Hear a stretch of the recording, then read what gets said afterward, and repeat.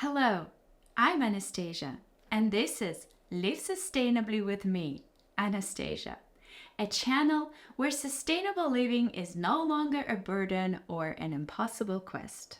Instead, it is a joyful way back to our true human nature. In this very first video, I'm going to unpack what does it actually mean? What is sustainable living? And in the end, I'm going to reveal my own recipe for sustainable living. According to the Oxford Dictionary, sustainable development means meeting our present needs today without compromising the ability of the future generations to meet their own needs. Meeting our own needs without compromising the needs of the future generations sounds a bit complicated. Why don't we try to simplify it and apply it to sustainable living? Then it becomes taking only what you really need and leaving the rest for future generations or simply for someone else who needs it more than us. You see, the aim of my channel is not to create a checklist of things that you should or shouldn't do. Go zero waste, fight politicians, stop eating meat, stop flying, stop buying clothes. Sustainable living is not about any of these things. Sustainable living is simply about taking conscious decisions, understanding what do I really need to take, to buy, to obtain right now, and what can I actually leave behind, leave for next time, leave for someone else, leave for future generations. The aim of my channel is to understand our human nature, our needs, our decisions, and the consequences of these decisions, so that we can choose ourselves what are we going to stop or start doing. We're going to look at sustainable living, taking only what we really need and leaving the rest for someone else, through the prism of the triple bottom line. Now, what on earth is that? The triple bottom line is a framework designed by John Elkington, a British corporate environmentalist, and one of those people who deeply influenced my personal sustainable transformation. John Elkington suggests that companies can achieve sustainable transformation by looking at their businesses from three angles: environmental, social, and economic. The beauty of this framework is that it can be easily applied to our everyday sustainable living too. Environmental aspect of sustainable living or planet is all about how we interact with nature, what we take from nature, how we use the resources, and how we replenish the natural resources. The social aspect of sustainable living is all about achieving equal opportunities for people around the world. And when it comes to everyday living, it can be as simple as building equal and sustainable relationship with people around you, your family, your friends, your colleagues, a stranger on the street. And the economic, as important as the other two, believe it or not, is all about the profit. And what does sustainable living actually give to us? And we're going to be measuring it both from tangible money, health, wellness, and emotional level. Because ultimately, if sustainable living doesn't make us feel any better, what's the point? Now let's take a closer look at each of these aspects separately, starting with the environmental or planetary one. Environmental aspect of sustainable living is all about how we actually connect with nature. What do we take from nature and what do we give back to nature? And let me clarify one very important thing. We live in the 21st century, in the time of globalization, progress, liberty of movement. There's so many important and beautiful things that make our life so much better, so much healthier, so much richer in its experiences. We're not suddenly going to give up all of them, are we? Do we have to? I don't think so. Let's take a look at 2 examples so it is easier to understand. When do we really need to take something from nature, and when can we actually leave it behind? It's winter now. 20% of the surface of our little planet is covered in snow. It's freezing cold outside in many parts of the world. We're not suddenly going to go and switch off the heating everywhere. We need it to a point of survival. Where does this heating come from? And what's the consequences of this heating? These are all very good questions which we're going to uncover. But right now, right this moment, we need to stay warm in order not to catch cold, and in some extreme situations, in order not to die. We need warmth.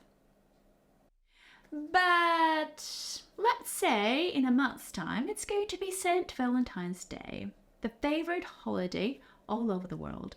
And suddenly, all groceries around the world are going to be invaded by strawberries. Now the question is, do we need these strawberries? You see, nature made strawberries a summer berry because strawberries require a lot of heat from the sun to generate vitamin A and vitamin K, which we later are going to eat and use to protect our own skin and our own cells from the hot sun. We're in the middle of winter right now. The question is, do we really need to take those strawberries, or can we leave them behind on the shelf?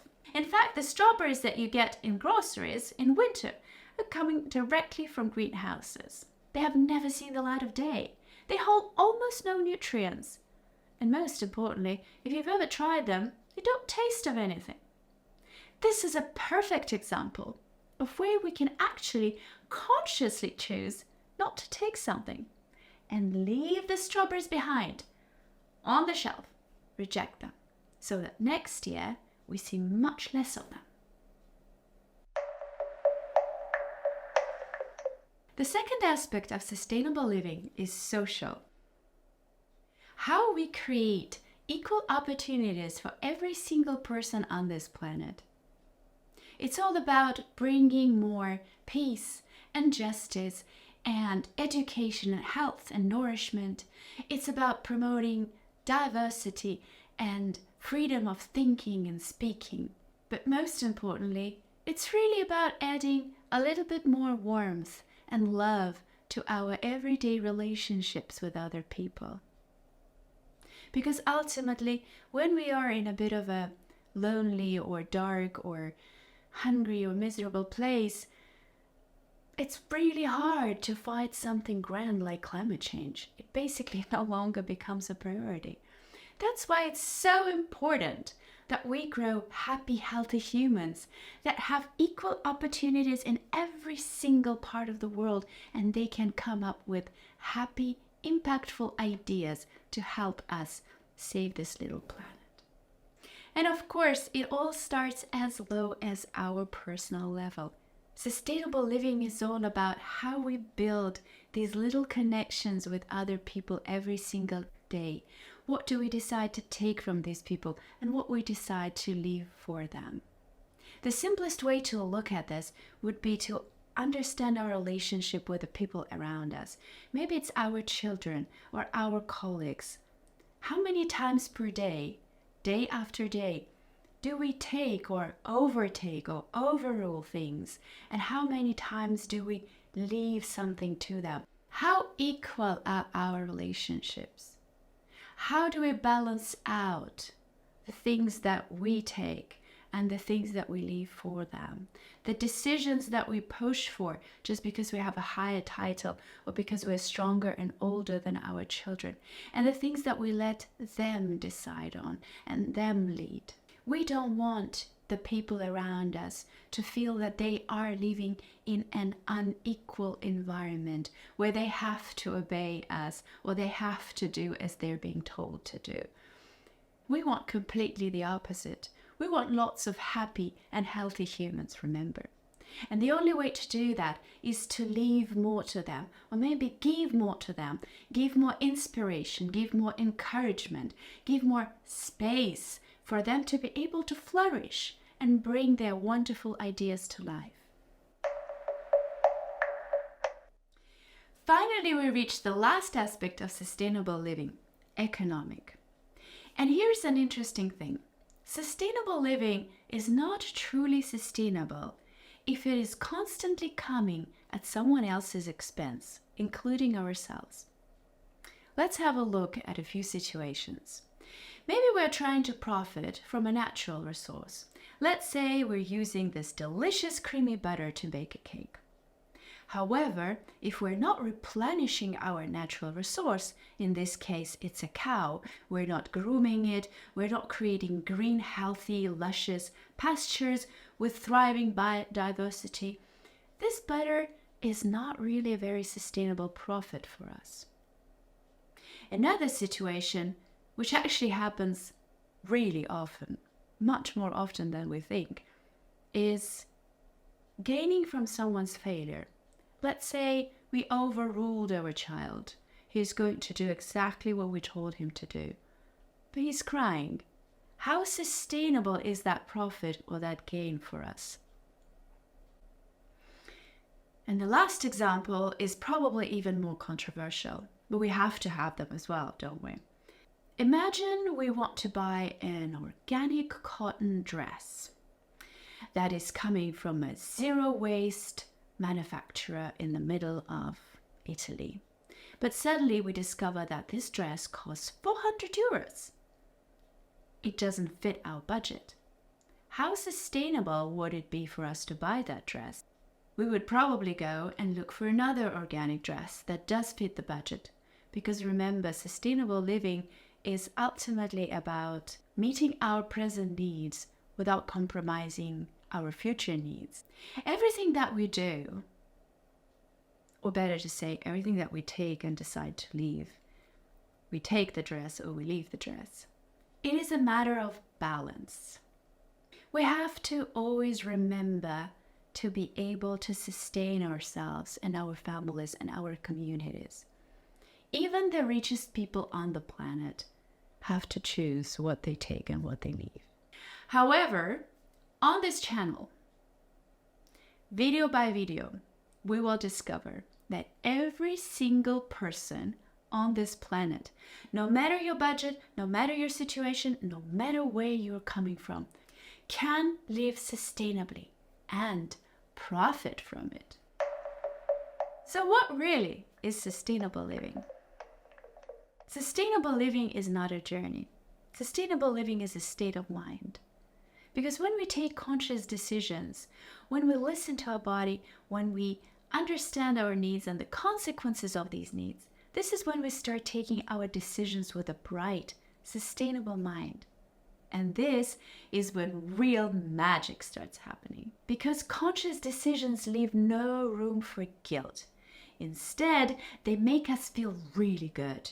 They make us feel complete. They make us feel in control of our decisions. You see, sustainable living is all about hundreds and thousands of little decisions that we take every day, whether they are about nature and planet or other people or how we're all going to profit from it. It's ultimately all about finding this balance and inner equilibrium of what are we actually going to take and what are we going to leave?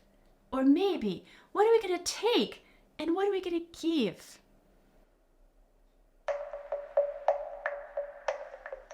Our mission, would you choose to accept one, is to nurture this sustainable mindset so that we can start creating sustainable living within our homes, our families, and our communities. In every video on this channel, we're going to deeply dive into every little aspect of sustainable living and the triple bottom line too, so that we can start taking these decisions consciously every day, uncovering borderless opportunities, first of all for us individually and for humanity as well. We're going to focus on science and the rules of nature, the biggest wonder that managed to sustain, rebalance, and reborn itself for billions of years. But most importantly, we're going to start really small. We're going to celebrate every little step, improve with every cycle, and eventually we will develop the self-esteem and confidence to move mountains. Sustainable living starts within us. If we can't sustain ourselves, we can't sustain anyone else, let alone the whole planet. Sustainable living is like teaching.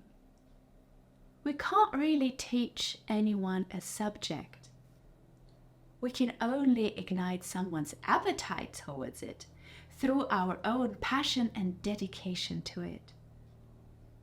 Once we find sustainability within us, the whole world will start changing, because we will become the magnificent inspiration ourselves.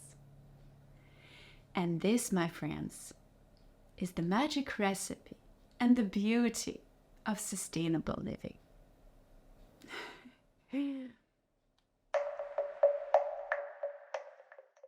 Hello, this is Live Sustainably with me, Anastasia, and in today's video we're going to focus on cultivating the mindset of abundance. Hold on, what did she just say? Abundance? Yes, exactly. I know that so many of us are used to hearing completely opposite words when it comes to sustainable living. Restriction or scarcity, surely not abundance. Well, why don't we call it the day we broke our first stereotype about sustainable living? To better understand abundance, we're going to look at my favorite nature's rule for sustainable living. Thrive on diversity. Nature is compiled of ecosystems, and the more they evolve, the more diverse they become. Diversity, in return, pushes for more resources within the same ecosystem. Not less resources, more resources. This is because diverse species and plants require diverse nutrients to thrive on. And then something extraordinary happens in the world of nature. Each of these unique species and plants start playing to their own unique strengths, creating diverse nutrients and sharing them with everyone for everyone to be able to thrive. In other words, the more species and more ecosystems there are, the more resources, opportunities, and abundance appears. That's why biodiversity is so important. But we humans are part of biodiversity too. Furthermore, we all come from different countries with our own different background, different cultures, different mindset. We all have our goals and missions. We all have different roles to play and different purposes to serve. And believe it or not, but behind our every gain, there is someone else's gain too. And behind our every loss, someone is losing too. Because we are part of ecosystems too. We call them communities in our human world. Maybe you've done an amazing presentation and you did it all by yourself. It's your gain. But everyone around you is gaining too, your colleagues, your clients, your partners. Maybe you wrote a fabulous essay and got a really high mark. That's surely your gain. But your teacher is gaining too. Your parents have just gained lots of happy, proud feelings for you. Or maybe you decided to plant a little pretty bush outside of your house. That is your gain. But all the bugs and bees and birds around your house are gaining too. Even your neighbors that are passing by here and then and looking at your bush and admiring it are gaining as well. But maybe, hopefully not, you failed the exam. This is not only your loss. This is your teacher's loss too, because he or she didn't manage to inspire you a little bit more. Maybe you're just in a grumpy mood today. Oh my goodness, God help us, because it's everybody's loss. Bad moods are incredibly contagious. We often think that we don't matter. In fact, we matter a lot. We matter much more than we think we do. Now we see how deeply everything is interconnected in this world and how important we actually are. We are not no one. We're the critical component of our own ecosystem. But there has to be a little but in this ideal scenario. While nature is so good at building healthy ecosystems and playing to everyone's strengths, because it has a much higher level of self-awareness and every entity follows its own instincts, we humans are a little bit more complicated. We get distracted. We get distracted by comparing ourselves to others.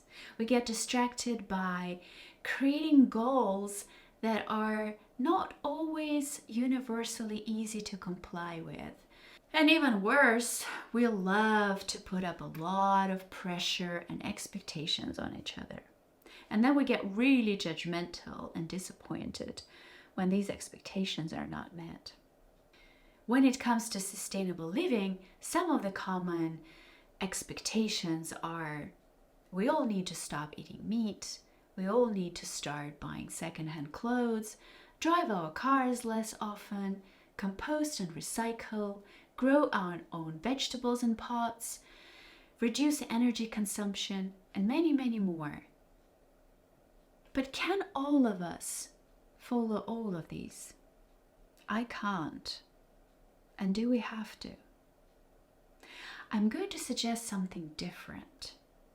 And by the way, just to be clear, all of these sustainable living examples that I just mentioned are incredibly important. I just don't always find them doable or essential in the extreme measures. So I'm going to suggest something different. I'm going to suggest to follow the rules of nature. Embrace our own unique strengths, our superpowers, and use them when we can make a real difference, consciously contributing to sustainable transformation. Because our biggest weapon in sustainable transformation is not in making everyone do the same thing. It's completely the opposite. It's our diversity, our different backgrounds, different cultures, different mindsets, our own unique strengths that unleash endless abundance of thinking, creativity, solutions, innovations, making all of us part of a healthy ecosystem. Consider this. Maybe you have a friend who is in pain, and today your superpower will be support. Maybe your superpower is memory, because you always have a reusable grocery bag with you and you never forget to use it. Maybe your superpower is in your location. You live in the countryside next to a farm where you can buy seasonal, local, organic veggies. Or maybe your superpower is going to be inspiration as you nurture your kids' love and respect towards nature. Maybe your superpower is as simple as walking. You will be surprised how many people cannot do 10,000 steps per day, and maybe this is exactly how much it takes to get to your office and back. And by the way, tomorrow you might be the one in pain, and your friend is going to come to your rescue with a delicious pie, and he or she is going to unveil her or his cooking and caring superpowers. You see, this interconnection of diverse strengths establishes natural balance between what we're taking and what we're giving in communities, fostering perpetual appetite for varied skills and solutions, all adding up to much bigger impact. Remember, in our first video we were talking about the meaning of sustainable living, taking only what we really need and leaving or giving the rest for someone else. Because in nature, diversity and unique strengths are the foundation, the installment of everything. Sustainable living of taking and giving is natural. So what are we waiting for? Don't be shy. Unveil your unique superpowers and think outside of the things you're being told to do. Embrace every day with an action that only you can perform in a way that's distinctly yours. This way, you will make it incredibly meaningful and moving. And this way, we can all help create abundance.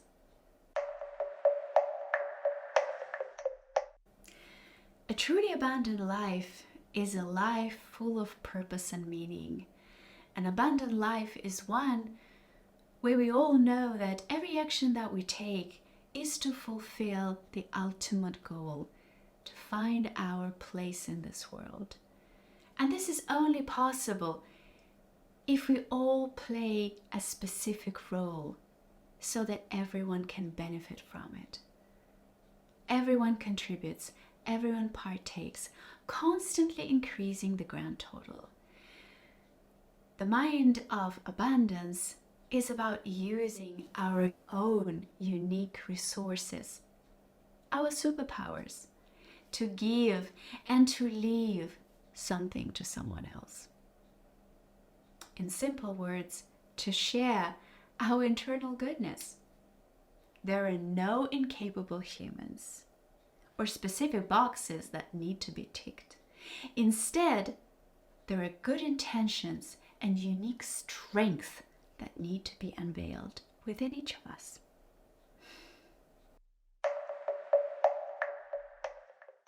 Hello there, amazing souls. I'm Anastasia, and this is Live Sustainably with me.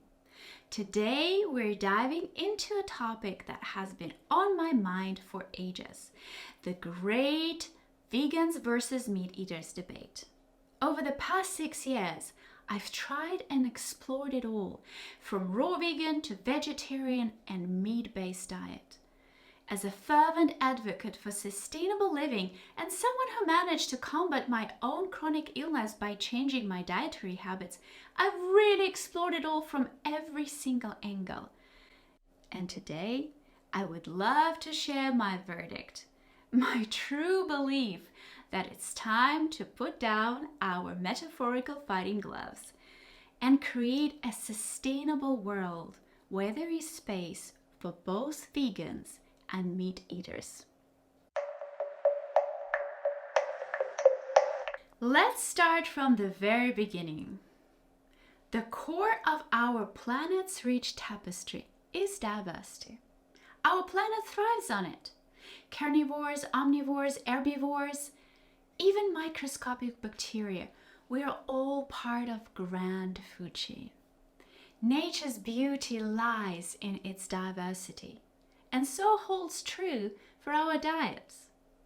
Here we're talking about diversity of digestive systems that we possess, diversity of climates that we live in and that determine our local cuisines, even food allergies and health conditions that often dictate our dietary choices. With diversity comes balance, and balance ensures our planet's harmony. The balance of carnivores and herbivores, the balance of different ecosystems, and yes, the balance between vegans and meat eaters in our human world. It's not a tug of war.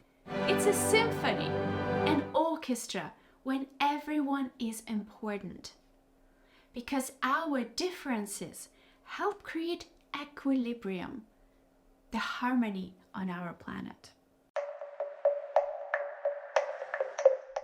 Just a few days ago, I stumbled upon an incredible article that beautifully explains how everything in this world is interconnected, including our food chains. In 1997, a lonely wolf re-entered the magnificent Yellowstone National Park in Canada, where wolves had been absent for years because of diseases and inbreeding, while the local mooses had been happily overgrazing the forest, diminishing its biodiversity by overeating vegetation. So something remarkable happened. This one lonely wolf managed to set up a cascade of events that enhanced the health of the entire ecosystem of the forest. Do you know how he did it? Yes, he ate the mooses. Furthermore, he brought other wolves to do the same. The adjusted moose's behavior allowed the vegetation to regrow and reborn itself. In just 6 years, most of the trees and bushes managed to grow 5 times bigger than they were before. Even the local water reservoir managed to clean itself. The insects, the birds, the animals, everyone came back. This inspiring tale underscores the urgent need for diverse food chains in restoring and sustaining the health of ecosystems.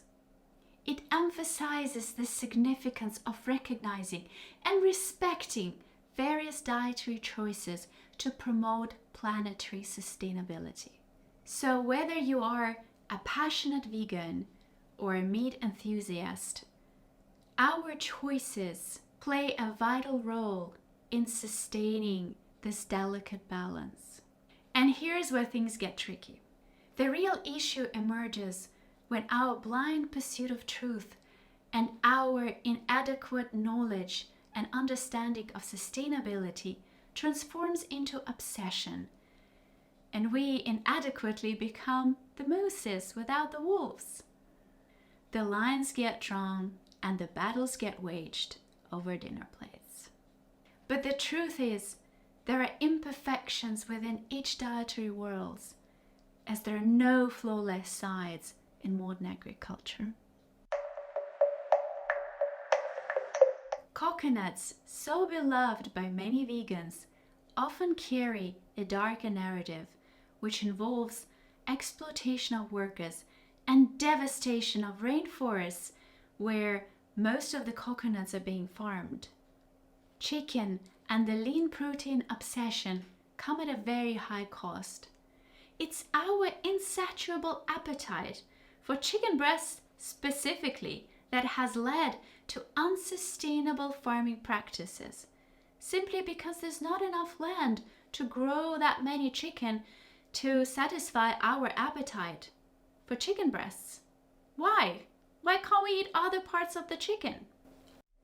Almonds, the delightful treat that vegans so much appreciate for unsaturated fat and vitamin C and protein, they have a darker side too. Almond trees are also very capricious and naturally grow only in some parts of the world. But because now we need to satisfy the appetite of the consumers, almond trees are grown pretty much everywhere in the world, and that requires enormous amount of pesticides for these trees to be able to survive outside of their usual habitat, which in return impacts local bees as they get so sick from all these pesticides and have to move their beehives or simply die. Isn't that sad?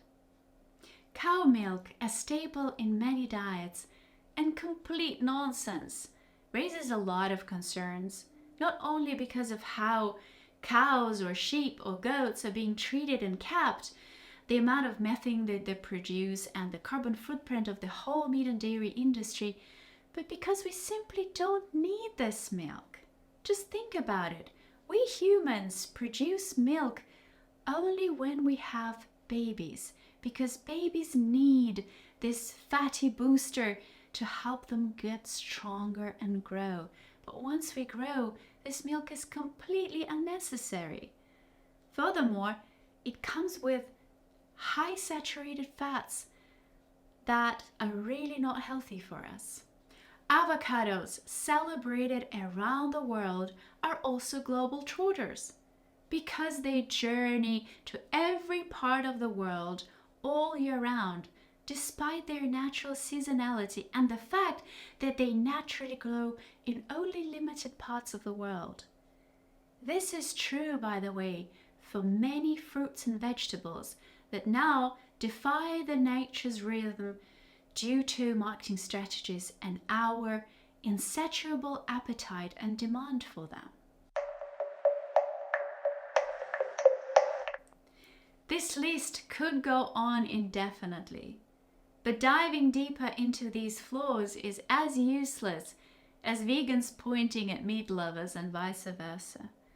What truly matters is recognizing that both of these worlds, the wolves and the mooses, have their merits and the necessity to coexist. Not only because of diversity, but because together we have much more important things to battle, like modern, unsustainable food industry patterns and systems.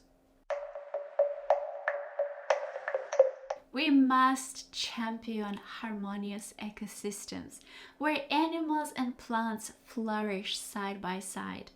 Rally for local and seasonal products that respect nature's rhythm of our planet in every part of it. And most importantly, we need to tackle overconsumption and total obsession with one particular ingredient, whether it is a chicken breast or an avocado. This is a challenge that both of the sides are representing right now. Throughout history, harmonious and diverse practices have thrived. Take, for example, symbiotic relationship between ducks and rice cultivation in some sustainable farms in Asia. Ducks happily graze on rice plantations, acting not only as natural defenders against pests, but also providing fertilization. This sustainable partnership keeps both rice fields and ducks thriving. Another great example is crop fields and use of cows and chicken. We need both natural fertilizers and also natural tilting to help rejuvenate the soil after we've gathered our crops. That is why one of the best and the most sustainable agricultural practices, which has been around for thousands of years, is in integrating animals into the entire farming operation and directly onto the crop fields. Switching animals and crops every year and helping the land to replenish and reborn itself. In a similar vein, vegans and meat lovers can coexist in a world where mutual respect for each other's choices and needs can lead to joint actions on critical matters. If vegans reconsidered their demand for avocados and bananas all year round and instead embraced fruits and vegetables that are naturally available in their regions in a particular season, this would incredibly decrease annual carbon emissions. If meat eaters on the other side acknowledged that protein can come from different sources and meat does not have to be consumed 3 times per day every day, the impact would be profound.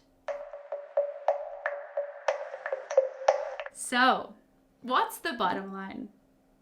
It's not about choosing a side. It's about understanding that our individual choices contribute to a grander balance. If you live next to the ocean, savor fish respectively. If you live inland, embrace local products that not only nourish the body but also the soil. If you are healthy and happy, take a little bit less. If you are battling an illness, gratefully take a little bit more. Remember what sustainable living is about. Taking only what we really need and leaving the rest for someone else or future generations. It's really about deciding what are we going to take and what are we going to leave.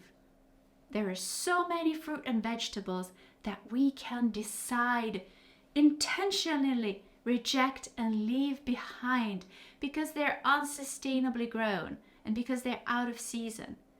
There's so many times per day, every day, that we can choose to leave meat behind because we don't need so much meat every day.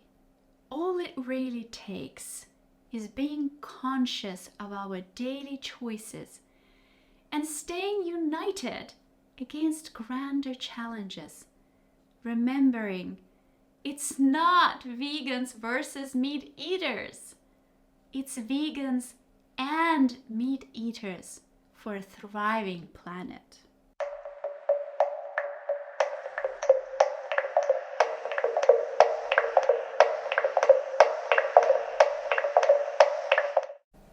From microscopic bacteria and fungi to complex forest ecosystems and humans, biodiversity represents every single aspect of life on this planet. But we often think that biodiversity is about preserving Amazon forests, for example, or rare animal species in Africa. Well, it's not exactly that. Biodiversity, first of all, is about the interconnectedness of different genes and different species on this planet. For example, the connection between us humans and different food varieties that we consume, and the nutrients or the bacteria and chemicals that come together with this food. Or the connection between us and, let's say, different plants that dictate and influence weather conditions in different places where we live. Or even the interconnectedness between us humans and microscopic bacteria that is used in medicine to help doctors save lives. This is Live Sustainably with me, Anastasia, and today we are getting fascinated by the delicate tangle of life, biodiversity, and the incredible impact that it has on our lives. In Victorian Britain, it was possible for people to eat a different apple variety every single day for 4 years without ever repeating and having the same apple twice. Today, though, supermarkets are only offering 4 to 5 different apple varieties, and all of them are very similar in texture and sweetness. Even though there are more than 1,500 different varieties of bananas out there, global trade is dominated by just one. Since the Second World War, 60% of plant genetic diversity has been lost, since farmers all over the world have left their multiple plant varieties for genetically uniform ones, creating highly productive from revenue standpoint, but also highly vulnerable food systems. As global food security today depends on a very narrow selection of plants and animals, it makes them incredibly vulnerable due to a greater risk of diseases, pests, and climate extremes. It also promotes malnutrition because most of these plants and animals hold the same nutrients and properties. Believe it or not, but haute cuisine is challenging this status quo by reintroducing a rich tapestry of foods. There are multiple examples of different chefs from all over the world creating their own little gardens and farms next to their restaurants where crop diversity thrives. And one of such crops, a really humble one, requires our special attention: potato. Our planet has given birth to more than 5,000 different types of potatoes. However, supermarkets today offer only 8 to 10 different varieties. So, not surprisingly, potatoes today are at the top of the dirty dozen vegetables, simply because potatoes are extremely vulnerable to any changes in weather. And they are so nutritious that they attract enormous amounts of different insects every year to feed on them. The fewer varieties of a particular plant, in our case potatoes, there are, the more species and insects and new hungry mouths are after it. Virgilio Martinez, a renowned chef from Peru, has created an experimental garden next to one of his restaurants, where he is growing 200 different varieties of native Peruvian potatoes, including wild potatoes, which are so full of nutrients and might hold the secret to resilience for many other different crops. At the end of the day, there should be a reason why wild potatoes are still around after 8,000 years of potato domestication. Wild potatoes around the world are now being used as a reference of resilience for local farmers who are trying to reintroduce ancestral techniques of growing different crops. For example, the way they are treating the soils with different local plants. And this is giving them an opportunity to grow new, varied, nutritious crops for their local communities. Recent studies show that losses in global biodiversity increase transmissions of infectious diseases in many organisms, including humans, simply because biodiversity acts as a barrier between humans and the diseases that are coming from the animal world.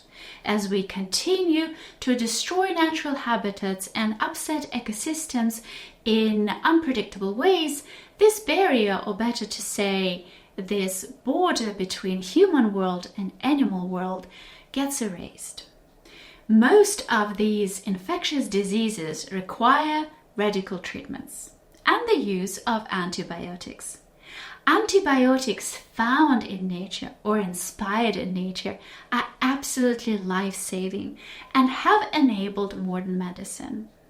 But today, antibiotic resistance is becoming a growing concern, as some medicines are no longer as effective as they were designed to be.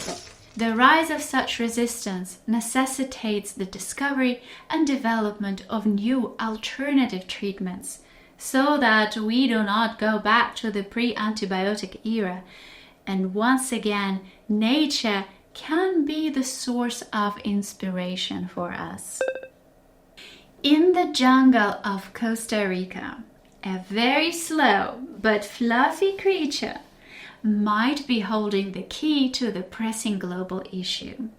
Researchers have found that sloth fur is home to abundant life, including insects, algae, fungi, bacteria. But despite of all of this diversity of thriving life in sloth fur, sloths actually possess incredible resistance to infections. As scientists continue to dig deeper into the fur of this fluffy animal, or better just say, continued uncovering the mechanism behind this paradox, scientists came across a very interesting fungi, antibiotic-producing bacteria, which is keeping sloths so healthy. Now, this bacteria is being tested and synthesized in labs for potential use in curing bacterial illnesses in humans, which current antibiotics are no longer capable of fighting.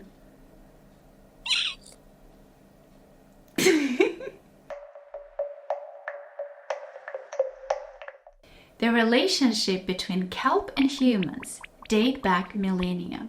These undersea forests not only provide three-dimensional experience for different sea creatures, but also have historically been appreciated by humans. We use them in medicine, food, cosmetics, and even animal feeds. Kelp is wonderful fertilizer because it absorbs the nutrients and antioxidants from clean water. But most importantly, we know today that kelp forests absorb carbon dioxide at a much higher level than land forests. This is because although trees are very good at storing carbon, this kind of storage is much more vulnerable since deforestation and forest depletion releases back carbon into the atmosphere, undoing the original benefit. Kelp, similarly to trees, takes up CO2 via photosynthesis. But contrary to trees, this carbon dioxide travels deep into the oceans where it is being sequestered. Some of the biggest kelp forests are located along Arctic and subantarctic areas. This is because kelp absolutely loves cold water. In fact, it cannot live in warmer waters. If you have ever traveled to Western Europe or Alaska, for example, you know how fragrant the water is. That is because of the iodine that comes from kelp. But if you travel to, let's say, Southern Asia or Africa or Latin America, water doesn't have the same fragrance. That is because of no or much smaller amounts of kelp. There are about 12,000 different types of kelp in our waters, at least the ones that humans know about. And the biggest of them can grow as high as 65 meters. And although most of kelp grows next to the shore, because similarly to plants, it needs sunlight to survive, there are 9 times more kelp in water than there are plants on the land. More than 1,000 different species, mammals, fish, birds, insects, even we humans depend on kelp. But as the waters are becoming warmer, the future of kelp is unfortunately becoming less certain. Biodiversity is a very delicate tangle which lives its own life, constantly changing, sometimes cutting off different species and sometimes introducing new species. Right now, we're losing nature like never before due to unsustainable human activities. Some 1 million species are threatened with extinction today. That's more than any other time in history, as these species are disappearing at a rate that is 1,000 times the norm. On the other hand, almost 1,000 new species are being discovered every single year. And some of them are absolutely incredible and wouldn't be possible but for the unsustainable human activities. And please, all sustainable gods and goddesses, forgive me for saying this, but take, for example, new wax worms that thrive on polyethylene, or gorgeous wasp spiders that enjoy absolutely hot summers in the south of the UK and are an incredibly fabulous, nutritious snack for birds. Whilst we need to be more careful with the nature around us by preserving and replenishing it, I also believe that nature will always find its way to rebalance itself with or without our intervention. Basically the way it has been doing for the last 6 billion years, constantly evolving and becoming like never before every time.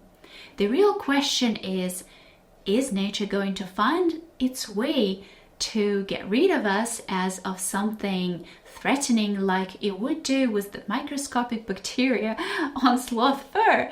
Or are we humans going to find new ways to interconnect with it, making this relationship mutually beneficial?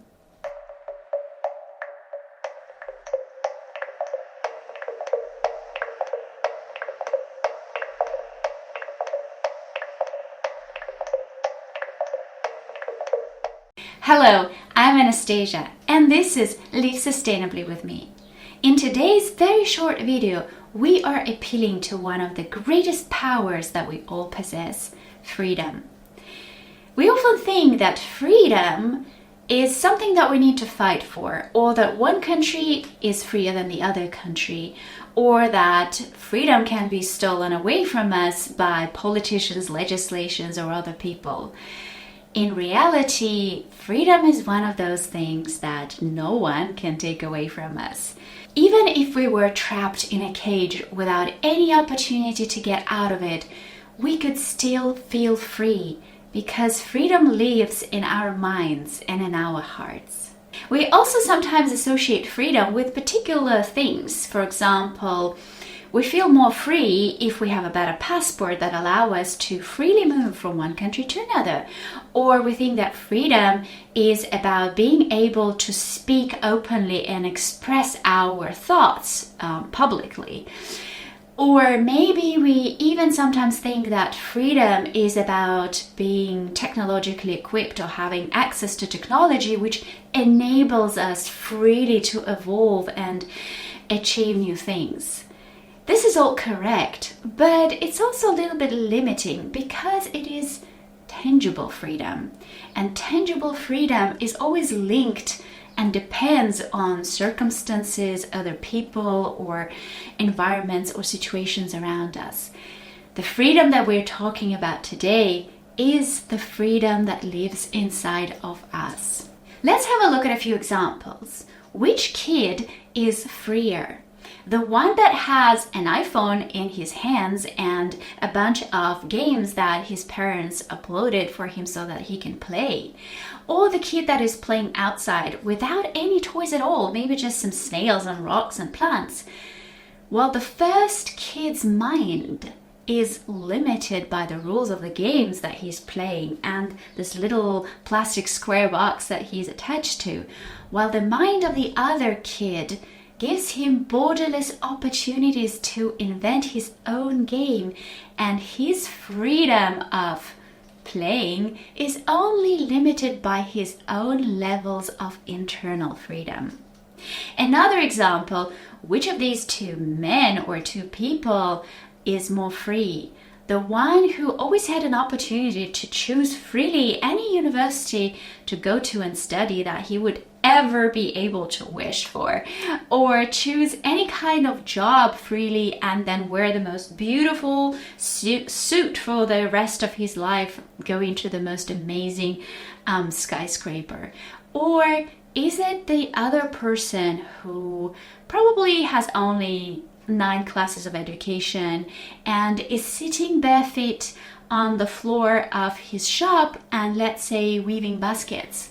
Both of these people have absolutely equal opportunities. Both of these people have freedom to choose how far they want to take their work and how do they feel about it. And my last example of freedom is freedom about choosing the gender that you want to be and then publicly fighting for other people to accept it? Or is freedom about just simply loving and accepting yourself the way you are or the way you want to be, and instead focusing on the goodness and the strengths that you have and using them to make a real impact and difference in this world, to make this world better? Ultimately, it's our deeds, not our looks, that are being valued by other people.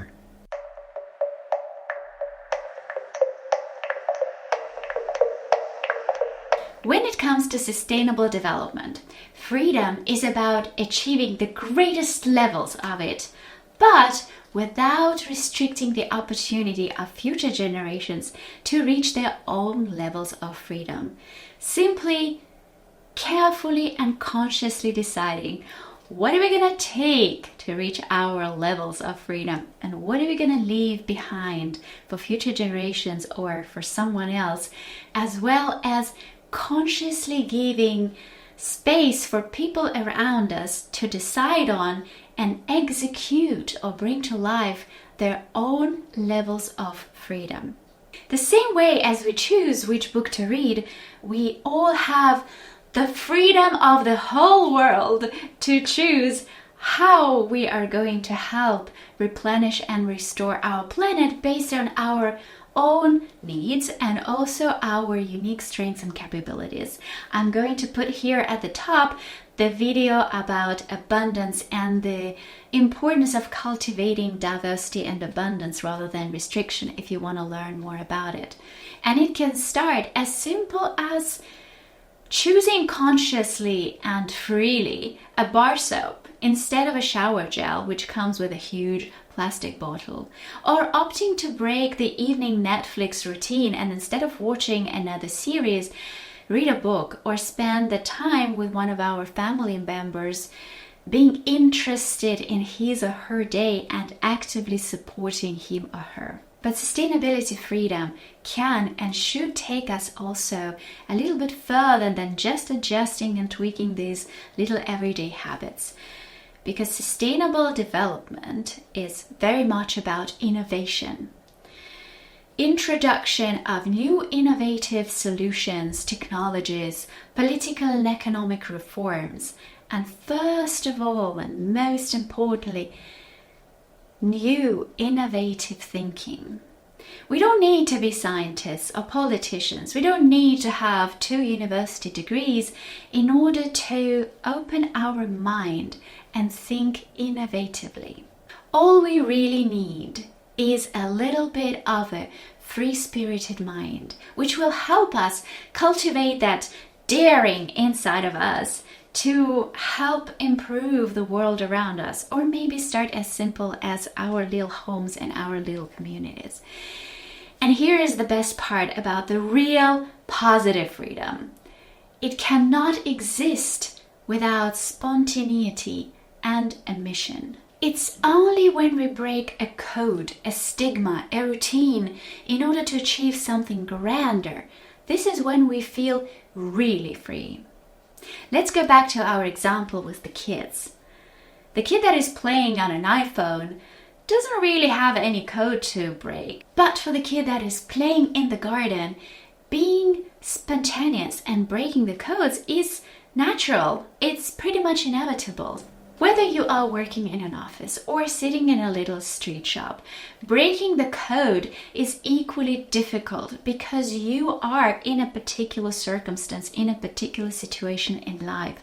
But it is also totally doable because it is up to us and up to our own levels of freedom to decide how we're going to reinvent ourselves within those jobs and how we are going to break the codes of our work, making them suddenly and unexpectedly better and more rewarding. Maybe sustainability freedom for you is going to be about just changing your mindset to the people around you and start smiling at people, even if they don't smile back. Maybe it's going to be about reinventing yourself and dropping the job that you've been doing on autopilot for the past 10 years. It doesn't matter how many years you spend doing it. What matters is how many more years you're going to continue doing it. And maybe instead of that old job, you are going to reinvent yourself and do something more meaningful. Sustainability freedom ultimately is all about keeping our eyes open and consciously letting our minds broaden our own horizons and our own capabilities.